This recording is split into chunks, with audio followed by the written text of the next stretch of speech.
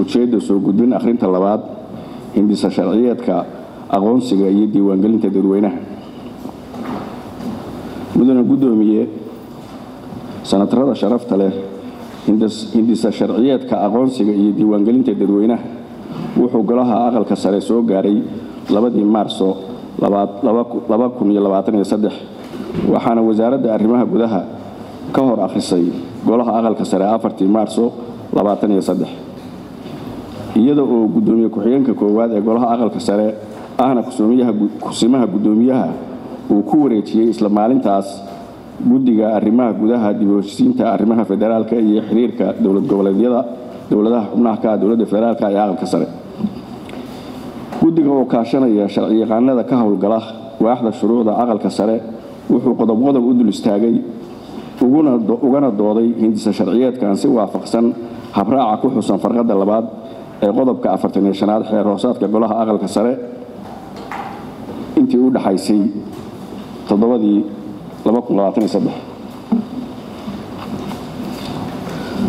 guddigu wuxuu halkan idinku soo gudbinayaa qodobada uu wax ka bedelay waana sidan soo socota.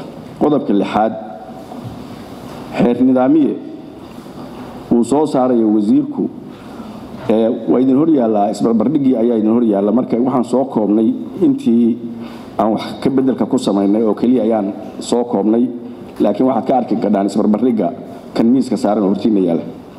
qodobka 6 xeer nidaamiye uu soo saaray wasiirku waxa lagu bedelay habraaca waafaqsan khidmad qaadista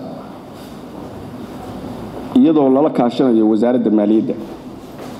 farqada 4 qodobka 7 maxkamadda awoodda u leh waxa lagu bedelay maxkamadda sare.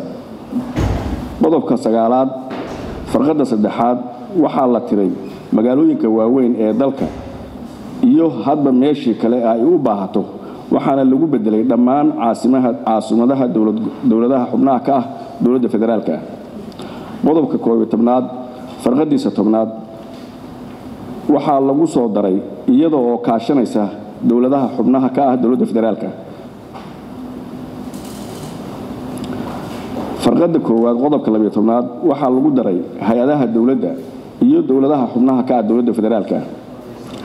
farqada 2 qodobka 13 waa la qaabeeyay iyada oo farqada inteeda kale ay sideedii tahay. qodobka 15 farqadiisa 1 waxa lagu sameeyay wax ka bedel iyadoo guddiga maamulka laga saaray in maareeyaha hay'addu xubin ka noqdo guddiga maadaama uu yahay madaxa hay'adda waxaana lagu kordhiyay weedha ah ee sharciga ku xusan. farqada 4 qodobka 15 meesha waa laga saaray waxaana lagu bedelay farqad cusub oo tilmaamaysa in guddiga maamulka ee hay'adda ay iyagu iska dhex dooranayaan gudoomiyaha iyo gudoomiye ku-xigeenka waa board of director-ka. maareeyaha hay'addu wuxuu ku imaanayaa magacaabis sida uu qabo qodobka 19 ee sharcigan.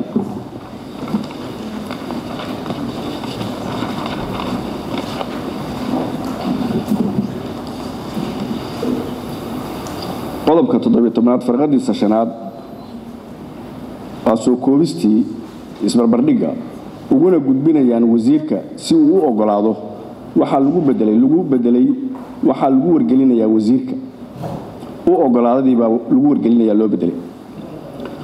qodobka 12 farqadiisa 2 waa la qaabeeyay iyadoo loo yeelay a iyo ba halkii ay ka ahayd 4 iyo 3 waxaana lagu kordhiyay muddo aan ka badnayn bil halkaasna hortiinay taala oo waxa weeye shaqo ka joojinta wasiirku ku sameyn karo agaasimaha waqtigeeda. guddiga oo xeerinaya baahida uu dalku u qabo hindisa sharciyeedkan maankana ku haya waqtiga yar oo ka harsan kalfadhiga golaha aqalka sare wuxuu go'aansaday inuu aqalka sare dib ugu soo celiyo hindisa sharciyeedkan si waafaqsan qodobka 46 ee xoroosaadka aqalka sare. ugu dambeyn guddigu wuxuu tixgelinayaa talooyinkiina su'aalaha iyo soo jeedinadiina sanatarada sharafta leh waa mahadsantihiin.